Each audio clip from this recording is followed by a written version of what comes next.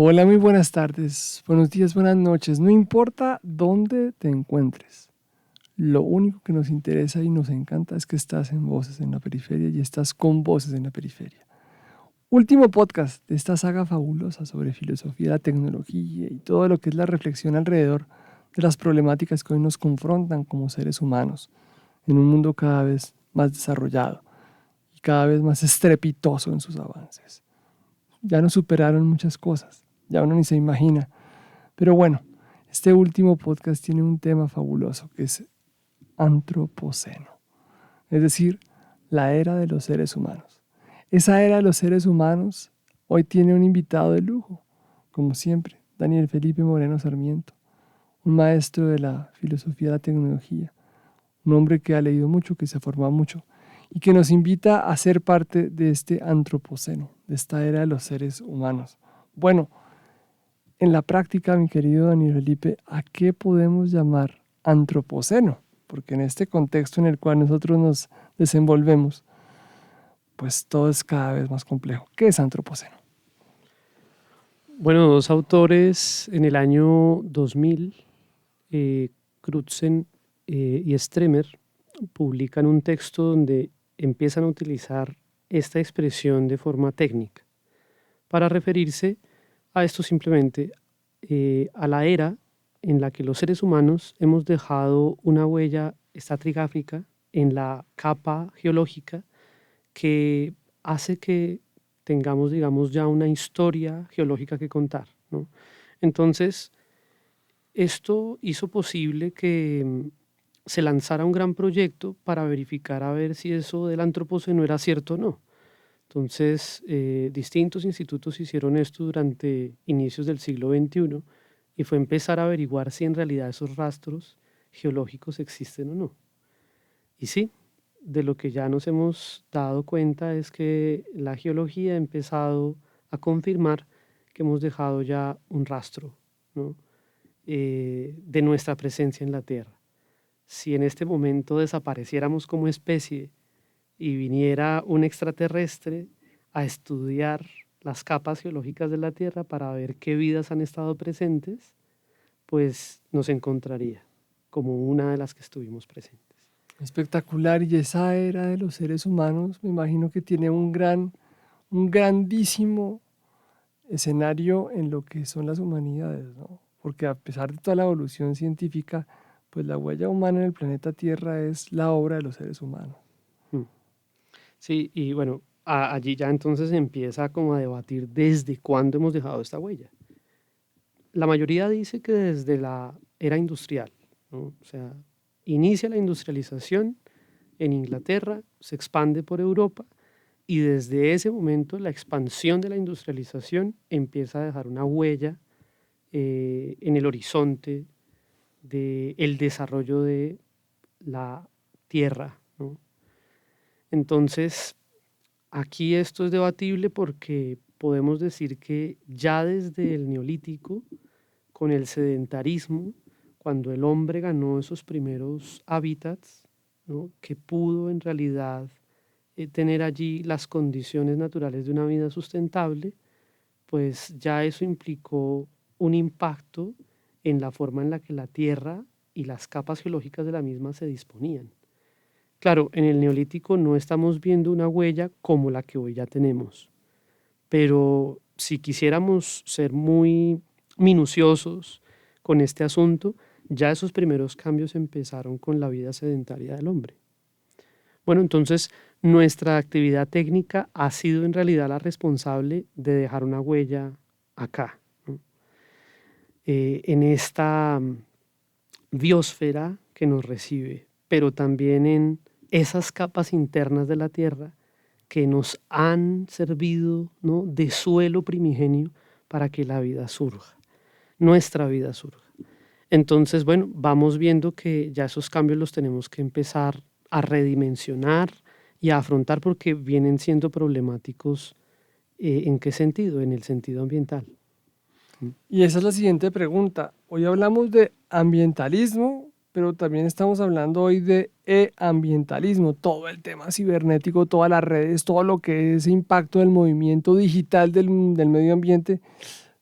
Bueno, ¿cómo podemos, digamos, relacionar esos dos fenómenos? Una cosa es el ambientalismo clásico, viejo, la defensa de los recursos naturales, de la fauna y la flora, preocuparnos por la capa de ozono, por todo el tema del clima, que es evidente, pero el E o el I ambientalismo, dependiendo en inglés o en español, el E ambientalismo, ¿cómo podemos relacionar los dos? ¿Qué es cada uno hoy día ya en el siglo XXI?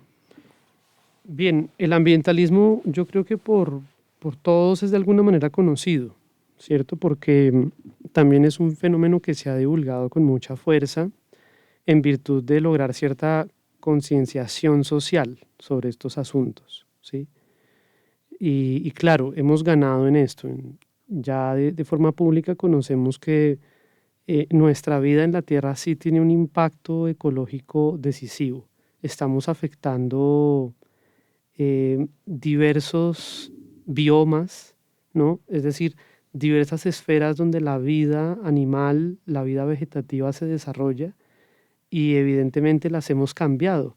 Hemos cambiado las circunstancias de esas ecologías, ¿no? Si entendemos por ecologías en este sentido como esos pequeños ambientes, ¿no? Que han dado paso tanto a la presencia de seres bióticos como abióticos, ¿no? Abióticos, seres inertes, ¿no? Los vientos, los climas, todo esto son seres abióticos. Los bióticos, todos aquellos seres, organismos que están vivos y que pueden ser individuos, comunidades, poblaciones, ¿no? Entonces, las hemos afectado, pero ¿de qué manera? De una manera técnica. Acá también recomiendo mucho El origen de las especies, es un libro muy interesante en ese sentido. Darwin, para plantear el tema de la selección natural, él empieza el primer capítulo de su obra reflexionando en torno a la selección artificial que nosotros hacemos a través de las técnicas de crianza de ciertos animales, ¿no? Entonces él empieza analizando las palomas en Inglaterra. Entonces él pertenecía como a un grupo, un club que coleccionaba palomas y las criaba para determinados fines. Y cada criador tenía sus técnicas de crianza y esas técnicas lo que hacían era elegir ciertas características morfológicas del animal y potenciarlas. Y como cada técnica de crianza es distinta, entonces se potencia una forma de vida muy distinta a pesar de que pertenecen las palomas a la misma especie. Y eso para Darwin fue muy interesante, es decir, tenemos esa gran capacidad de que a través de nuestras técnicas de crianza demos forma al mundo animal y lo hacemos también con el mundo vegetal, sin duda. Eh, entonces hacemos una selección artificial. Y él se planteó, pues, ¿será que la naturaleza también hace selección natural? Y empieza a desarrollar a partir del segundo capítulo esa tesis, que lo va a llevar, pues, a que esta obra, El origen de las especies, sea tan conocida. ¿Y por qué lo quería conectar con esto del ambientalismo? Porque es que no es solo estamos cambiando especies, estamos cambiando entornos, ¿no? Y los cambios de entorno entonces llevan la pregunta de cuál es nuestra responsabilidad por el señorío del que hemos detentado ya mucho tiempo ante la naturaleza. Porque hemos estado en esa posición muy antropocéntrica, ¿no? De concebirnos como la criatura ontológicamente más perfecta del universo natural y que por lo mismo tenemos un señorío, es decir, un poder sobre esos entornos, especies, ambientes, etc. Eso es Entonces, increíble. la conciencia ambientalista empieza a ser importante y empieza a decirnos, esperemos hay un momento porque lo que pasa es que ese antropocentrismo nos ha llevado desbocadamente a destruir aquello que hace posible la condición de la vida de otras especies y de la nuestra. Entonces es preocupante. El ambientalismo toma, digamos que muchísimas ramas, aquí podríamos hacer un estudio de todas las ramas que hay de ambientalismos, pero finalmente las instituciones políticas o los activistas, que son individuos con el afán precisamente de poder rescatar faunas y floras en peligro ya de extinción, han hecho lo suyo y lo propio al respecto, pero finalmente seguimos teniendo problemas ambientales que se nos están saliendo de las manos. El ambientalismo es aceptar que estos problemas los ha generado la condición técnica del ser humano, hoy tecnológica, y que finalmente el mundo cibernético y de la información puede ayudarnos, es decir, las mismas técnicas, pero de la información y la comunicación, nos van a ayudar a hacer sustentable el ambiente aquí en la Tierra. El e-ambientalismo es una especie de ética verde que se preocupa ya no solo por el hombre. La pregunta ética ya no es cuál es la finalidad del ser humano y cómo puede dirigirse a la finalidad que busca, ¿cierto? La felicidad, entonces la virtud. Ya no es esta la pregunta de una ética verde o e-ambientalista, es cómo podemos hacer sustentable la condición de la especie humana como la conocemos, pero también de las otras especies con las que coexistimos, a pesar de que éstas no sean útiles necesariamente para nosotros. Increíble, es espectacular que estamos caminando hacia allá. Pero entonces estamos hablando también de una era posantropocéntrica a la hora del té. Claro. Porque hasta ahorita estamos hablando de nuestra era como especie humana y tal, pero ¿qué va a pasar después? Entonces la pregunta ahí sería es, reflexión ética y política en la era posantropocéntrica. ¿Cómo va a manejarse el poder después de que el hombre deje de ser el protagonista y el rey? ¿Y cómo se va a mirar una ética que nos permita preservar a ese hombre a pesar de que ya no es el rey? Exacto. Entonces, ¿cuál es la lucha acá? La lucha es contra un modelo, una representación que ha tenido nuestra cultura y es la de el hombre es el centro de las cosas y es solo a través de él que tienen sentido. Eso nos recuerda a la modernidad, a la ilustración, ¿no? ¿Qué es eso, no? Es la era del antropocentrismo. Ortega se plantea esto de una manera también brillante y es la época antigua estuvo preocupada por darle la centralidad al mundo físico, digamos físico-céntrica, ¿no? La era medieval tuvo como centro a Dios, fue teocéntrica, y la era moderna dice el hombre es el centro de las cosas. Entonces, ¿qué es ahora lo que tenemos que desplazar? Ese centro ya no puede ser más el hombre, no puede serlo. Pero en contra de aquellos que dicen que el antropocentrismo es algo que tiene que entrar en la decadencia porque tiene que cambiar, yo personalmente pienso que no. Una cosa es el paradigma antropocéntrico, que estamos criticándole a la modernidad y a la ilustración. Sí, perfecto. Pero no podemos ser posantropocéntricos, ¿por qué? Porque finalmente somos nosotros los que nos hacemos la pregunta. En ese sentido no podemos dejar de ser antropocéntricos. Es que el centro de esa pregunta es humana, ¿sí? La necesidad de preocuparnos por lo otro no humano es humana.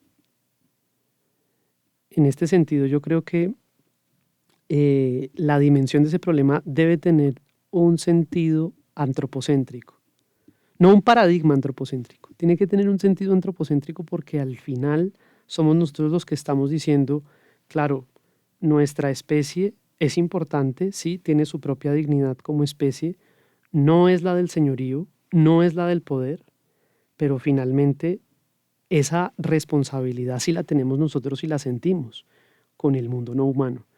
Y ahora entonces, ¿qué tenemos que crear? Pues tenemos que crear políticas que nos permitan a nosotros convivir, como históricamente ha sucedido, pero también que nos permita habitar, es distinto, ¿no? Convivir, habitar con eso otro no humano. Así que las dinámicas del poder no creo que dejen de existir. Siempre existirán, ¿no? Porque el poder finalmente es un medio que se ejerce con el fin de buscar un bien común para la vida social, ¿cierto? Y es eso lo que tenemos más bien que entender. No es que el poder tenga que desaparecer necesariamente, como lo dicen algunos autores propios de este movimiento de la posmodernidad y que quieren dejar todo compromiso con esa modernidad ilustrada atrás. Me parece que eso no es lo mejor.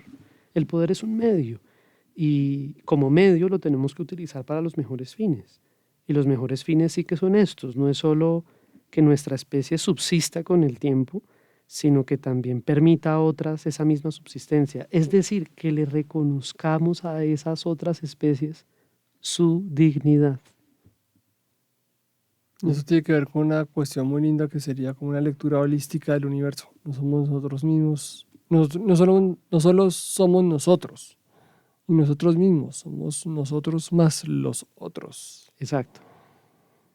Y tenemos que tratar de seguir siendo conscientes de esto porque no es solo es algo que estamos aplicando acá, en el contexto terrestre, sino que es una pregunta que llevaremos, lo hablábamos en un podcast anterior y es una pregunta que también vamos a llevar con el sentido de nuestra propia vida en otros lugares del universo. Esa responsabilidad también la vamos a tener. Es por nosotros y por los otros, como dice el Así profeta es. Mayo. El antropoceno hoy día para un niño que está formándose en primaria o que está formándose en secundaria, ¿cómo lo podemos introducir? ¿En qué clase? ¿En la clase de ética? ¿En la clase de sociales? ¿En la clase de filosofía? ¿En la clase de ciencias? ¿O debe estar en todas? Eso es bien interesante porque sí, en algo que hemos venido insistiendo en esta saga es que nos tenemos que formar interdisciplinarmente. Pues uno de esos pasos es precisamente eso, que a los muchachos se les venga diciendo esto desde ya, en todas las asignaturas, si es posible, ¿no? Sobre todo en las que más tienen que ver directamente con este tema, ¿no? La biología, la filosofía, la ética pueden ayudar muchísimo para ir dando esos referentes que necesitamos, ¿no? El hecho de que hagamos reciclaje en casa, eso es algo que podemos incluso en el mismo contexto familiar enseñar y saber también cómo aplicarlo, ¿no?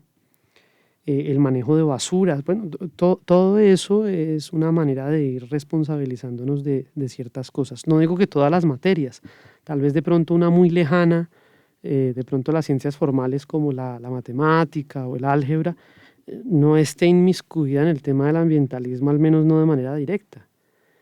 Pero, pero vamos, que la matemática también es un lenguaje para hablar del universo. Claro, es que es el lenguaje físico de Dios a la hora del Exacto. té, porque es que cuando uno dice, bueno, ¿y cómo explicamos a Dios? Mire la química, mire la física, mire la biología, mire la Lo de matemática. Galileo, los dos libros, ¿no? La Biblia Claro, por un lado y el otro es el lenguaje naturaleza, matemático en el claro. que ha creado Dios el universo. Entonces, bueno, finalmente yo creo que es una pregunta que sí que podemos abordar en las distintas asignaturas, en la secundaria, en la primaria incluso, en el ámbito universitario, fundamental llevar a cabo todo esto. Pero entonces también la situación es que todos estos cambios, como son tan acelerados, exigen también que nosotros nos sigamos documentando, preparando muy bien para esos problemas, pero a la vez tratando de divulgar con mucha facilidad esto mismo. Listo, reflexión final de este podcast. No somos dioses, somos hombres. Hemos avanzado muchísimo, por supuesto, pero recordemos que de todas maneras nos vamos a morir. Y hay que llegar de la mejor manera posible a la muerte, porque nuestra máquina biológica, química, física, matemática, el cuerpo, pues se acaba. Hay algo que se llama fatiga de material en todo el mundo. Y nosotros sufrimos eso y nos podemos pues, desaparecer en la medida que nuestros pues, órganos se van envejeciendo y nuestras células se van muriendo. Esto fue Voz en la Periferia. Muchas gracias, querido Daniel Felipe Moreno Sarmiento, por esta saga. Un privilegio compartir estos micrófonos con una persona como usted. Mil gracias. A usted gracias, profesor.